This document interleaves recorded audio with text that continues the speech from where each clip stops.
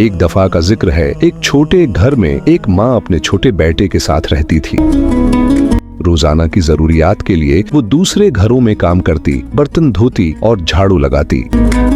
हर दिन की थकावट के बाद भी वो शाम को घर आती तो अपने बेटे के लिए एक खास मुस्कुराहट साथ लाती।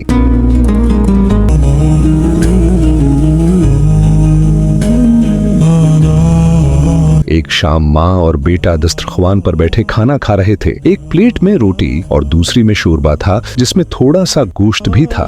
बेटा गोश्त खा रहा था कि अचानक उसकी नजर अपनी माँ पर पड़ी। उसने देखा कि उसकी अम्मी ने गोश्त की तरफ हाथ तक नहीं बढ़ाया।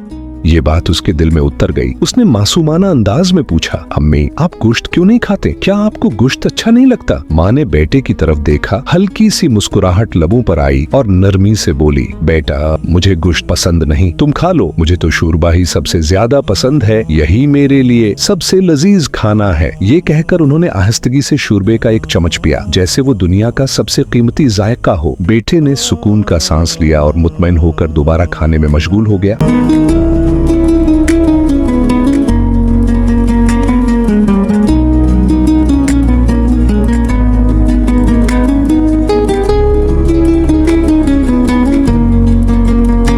लेकिन उस शाम के बाद से बेटे ने हर खाने पर गौर से देखना शुरू कर दिया। उसने महसूस किया कि हर रोज हर खाने में इसकी अम्मी हमेशा वही करती थी। खाने में अगर मिठाई होती तो वो कहते, बेटा मेरा मन मीठा नहीं चाहता, तुम ही खा लो। अगर फल होता तो वो कहते, मैंने अभी चाय पी है, मेरा दिल नहीं चाह रहा। हमेशा वही बात, तुम खा लो।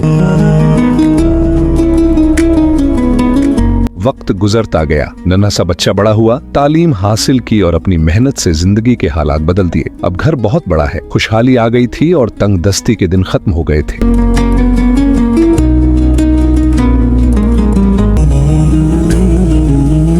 एक दिन सब रिश्तेदार इकट्ठे बैठे खाना खा रहे थे। दस्तरख्वान पर गोश्त के मुख्तलिफ पकवान रखे थे। बेटे ने शोखी से हंसते हुए कहा, अम्मी आज आपके लिए शोरबा अलग निकाल दूंगा, क्योंकि आपको तो गोश्त पसंद नहीं है ना। ये सुनकर माँ चंद लम्हे खामोश रही, फिर उसकी आंखों में आंसू आ गए। बेटे ने हैरत से पूछा, अम्मी क्या हुआ? सच बताइए, क्या आपको वाकई गोश्त पसंद नहीं है? माँ ने आह भरी और बेटे के हाथ पर हाथ रख कर कहा, बेटा गोश्त किसको पसंद नहीं होता? मेरा दिल भी चाहता है कि मैं गोश्त खाऊं, लेकिन मेरी भूख से ज्यादा कीमती तुम्हारी खुशी थी, इसलिए अपनी भूख मैंने हमेशा तुम पर कुर्बानी की। ये सुनकर बेटे की आंखों में आंसू आ गए। वो माँ से गले लगा और जोर जोर से रोने लगा।